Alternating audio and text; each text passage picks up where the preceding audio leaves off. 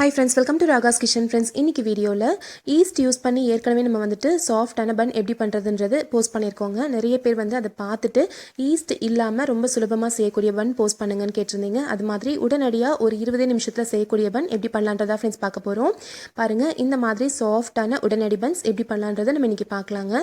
இது செய்யறதுக்கு ஒரு மிக்சிங் பவுல் எடுத்துக்கலாம். இதுல ஃபஸ்ட்டு வந்துட்டு ஒரு 1/4 கப் அளவுக்கு நல்ல புளிச்ச தயிர் சேர்த்துக்கலாங்க. நம்ம இன்றைக்கி வந்துட்டு ஈஸ்ட்டு சேர்க்க போகிறது கிடையாது.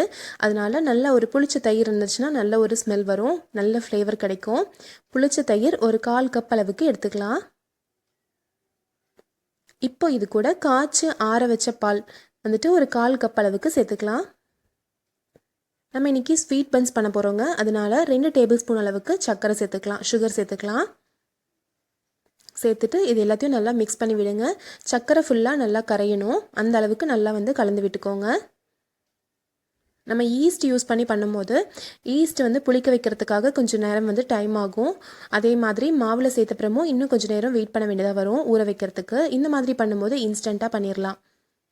இப்போது நல்லா வந்துட்டு சர்க்கரை மிக்ஸ் ஆயிடுச்சுங்க. இப்போ இது கூட 1 டீஸ்பூன் அளவுக்கு பேக்கிங் பவுடர் போட்டுக்கலாம்.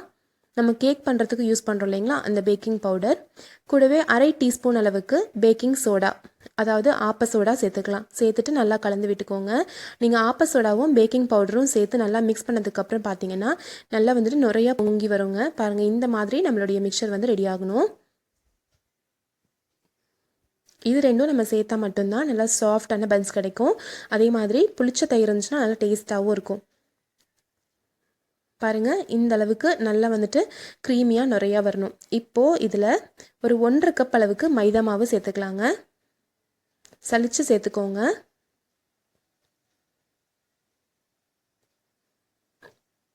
ஒன்றரை கப் அளவுக்கு மைதா மாவு இது கூட சேர்த்து நல்லா மிக்ஸ் பண்ணிக்கலாம்.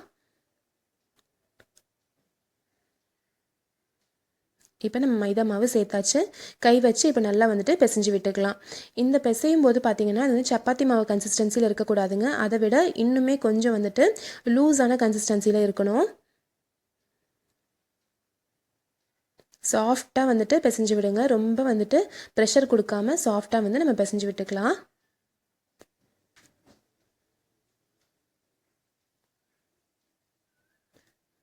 இப்போது இது கூட இன்னும் ஒரு 2 டேபிள் ஸ்பூன் அளவுக்கு நான் பால் சேர்த்துக்கிறேங்க. பால் சேர்த்து நம்ம இதை பிசைஞ்சிக்கலாம். அப்போ இன்னும் கொஞ்சம் லூஸான கன்சிஸ்டன்சி நம்மளுக்கு வரும்.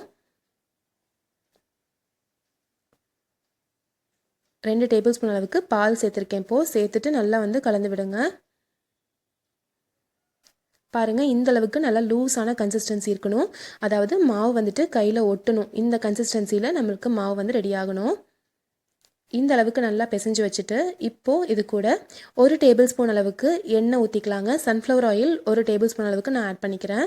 இதுக்கு பதிலாக நீங்கள் வந்து நல்ல ஒரு ஃப்ளேவர் வேணும்னு நினச்சிங்கன்னா 1 டேபிள் ஸ்பூன் நெய் கூட சேர்த்து நல்லா பிசைஞ்சு விட்டுக்கலாம். நல்லா வாசனையாக இருக்கும்.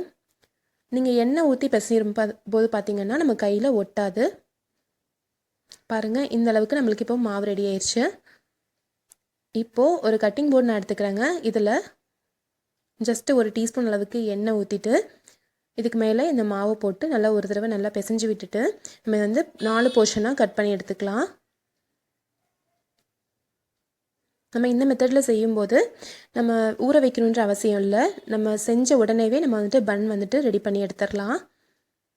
ஆனால் கண்டிப்பாக ரெண்டுக்குமே வந்து நல்ல ஒரு டிஃப்ரென்ஸ் இருக்குங்க. நம்ம ஈஸ்ட் யூஸ் பண்ணி பண்ணும்போது நல்ல பூ மாதிரி ரொம்ப சாஃப்டாக வரும். அந்த அளவுக்கு இது சாஃப்ட்னஸ் வராது. ஆனால் நிறைய பேர் நீங்கள் என்கிட்ட கேட்டிருந்தீங்க, ஈஸ்ட் இல்லாமல் பண்ணுறதுக்கு சொல்லுங்கள், நாங்கள் கண்டிப்பாக ட்ரை பண்ணுறோம் அப்படின்னு நிறைய பேர் கேட்டிருந்தீங்க. ஸோ அதுக்காக தான் நான் இந்த வீடியோ போஸ்ட் பண்ணுறேன். பாருங்கள், இப்போ வந்துட்டு ஈவனாக வந்து 4 பீசஸாக கட் பண்ணி எடுத்துக்கலாம். நான் 2ஆக கட் பண்ணியிருக்கேன். இதையும் திரும்பி நடுவில் கட் பண்ணி இதையும் 2 போர்ஷனாக பிரிச்சுக்கலாம்.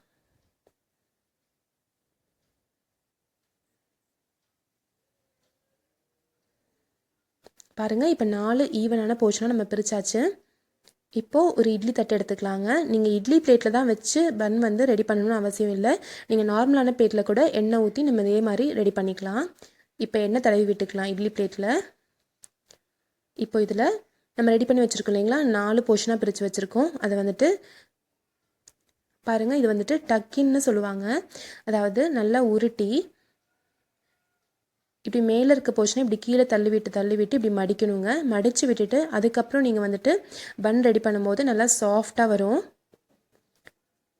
இதே மாதிரி எல்லா மாவுலையுமே நம்ம ரெடி பண்ணி 4 பன்னையுமே வச்சிடலாம்.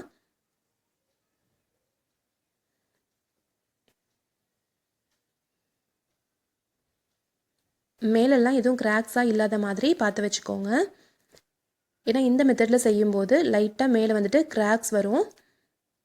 இப்போ இதுக்கு மேலே நல்ல ஒரு கலர் வரத்துக்காக பால் வந்து தடவி விட்டுக்கலாம். மேலே பாலோ அல்லது நெய்யோ நீங்கள் வந்து மேலே தடவி விட்டிங்கன்னா நல்ல ஒரு லைட் கோல்டன் ப்ரௌன் கலரில் வருங்க.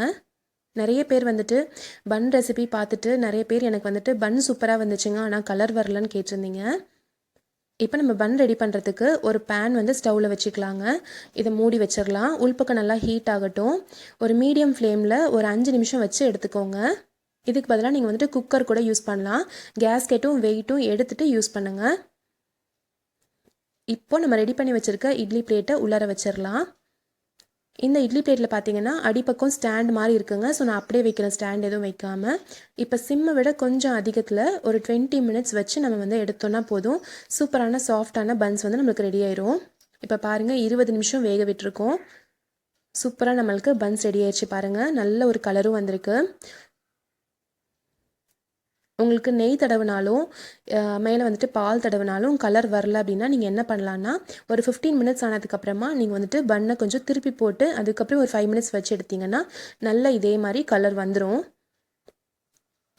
இது வந்துட்டு ஹார்ட் ஆகாமல் இருக்கிறதுக்காக மேலே லைட்டாக வந்துட்டு நெய் தடவி விட்டுக்கலாங்க. இந்த மாதிரி நெய் தடவி விடும்போது நல்ல ஒரு கிளாஸி ஃபினிஷ் கிடைக்கும். நல்ல லுக்கும் பார்க்குறதுக்கு நல்லா வந்து ஷைனிங்காக இருக்கும். இதை வந்துட்டு ஒரு கிளாத் துணி போட்டு மூடி வச்சிடலாம். துணி போட்டு மூடி வச்சிங்க அப்படின்னா மேல் லேயர் வந்து காயாமல் இருக்கும். நல்லா சாஃப்டாகவே இருக்கும் நம்மளுக்கு பன் எல்லாமே. இப்போ நல்லா சூடாக இருக்குது. ஒரு 5 நிமிஷம் இந்த மாதிரி துணி போட்டு மூடி வச்சுருங்க. அப்போ மேல் லேயர் ஃபுல்லாகவே நல்லா சாஃப்ட் ஆயிரும். இப்போ பாருங்கள் சூப்பரான பன்ஸ் ரெடி ஆயிடுச்சுங்க. நல்லா சாஃப்டாக ரொம்ப ஈஸியாக ஒரு 20 நிமிஷத்தில் இந்த மாதிரி நீங்கள் பன் வந்து ப்ரிப்பேர் பண்ணிடலாம். நம்ம ஈஸ்ட் போட்டு நம்ம பன் பண்ணும்போது மேலே இந்த மாதிரி கிராக்ஸ் வராதுங்க. ஆனால் இந்த மாதிரி பன் பண்ணும்போது மேலே இந்த மாதிரி கிராக்ஸ் வரும். இப்போ நான் எடுத்து காமிக்கிறேன் பாருங்கள். சூப்பரான சாஃப்டான பன்ஸ் ரெடி ஆயிடுச்சு. நீங்களும் இதே மாதிரி ட்ரை பண்ணி பாருங்கள் ஃப்ரெண்ட்ஸ். கண்டிப்பாக உங்களுக்கு ரொம்ப பிடிச்சிருக்கும். இந்த ரெசிபி உங்களுக்கு பிடிச்சிருந்துச்சுன்னா நம்ம சேனல் ராகாஸ் கிச்சனில் ஒரு லைக் கொடுங்க. ஃப்ரெண்ட்ஸ் கூட ஷேர் பண்ணிக்கோங்க. சப்ஸ்கிரைப் பண்ணி வச்சுக்கோங்க. தேங்க்யூ.